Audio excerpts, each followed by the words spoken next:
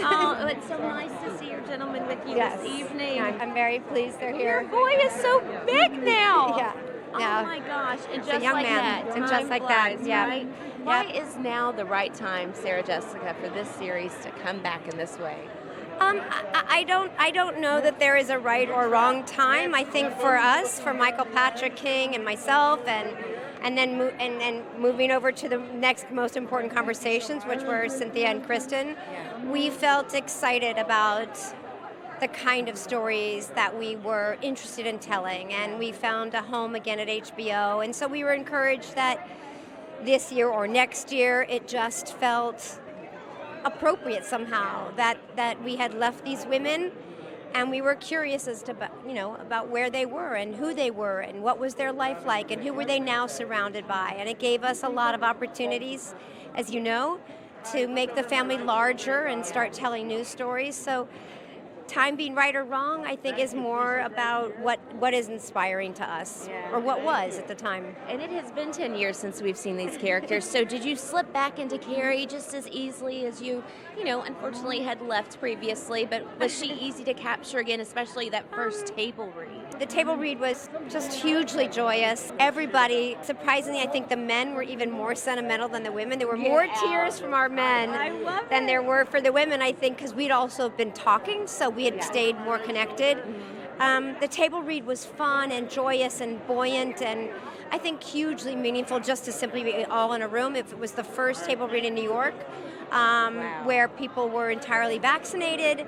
So it was a coming together after a very complicated and terrifying large amount of time. So there was that as well.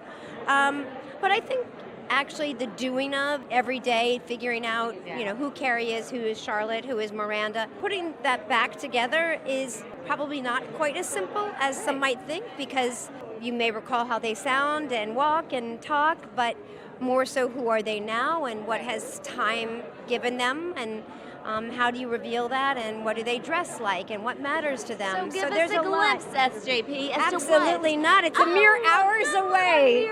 We I'd cannot be a wait fool for it, after honey. keeping secrets this long. Well, but give us a taste of how the fashion has evolved. Obviously, fashion was a character in the previous series, in the movies. I think it's best for me to let the work of Molly Rogers and Danny Santiago, who are with us from the beginning, Geniuses. tell that story. And it will become abundantly clear that, like many people, time and experiences and cities and environment and circumstances tend to dictate who you are when you walk out the door, and I think this is no different. We have some new faces in here, as you've mentioned. So how are they spicing up the lives of the three best friends, the OGs? I think there is spice, there is diversity of thought and feeling and perspective. I think there is richness in people whose stories we sort of fill up before we get to meet them on screen, but they make our lives more interesting.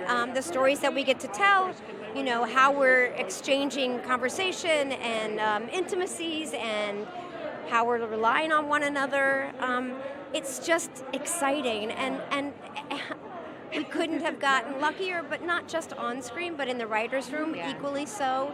The new group of people that joined us, the kind of writers that wanted to be there, it's just, I have to tell you, it was just magical. The crew, our DP. From start to finish, for everyone in the group. Day. And we see new faces behind the scenes, in front of the camera. There will be one friend absent, Samantha, of course. Will fans be given a satisfying storyline as to her whereabouts? I can't speak for the audience. They have to have that experience themselves. I think what's wonderful is that we have a writer and actors who love that character, who love telling stories and being in situations and environments with Samantha.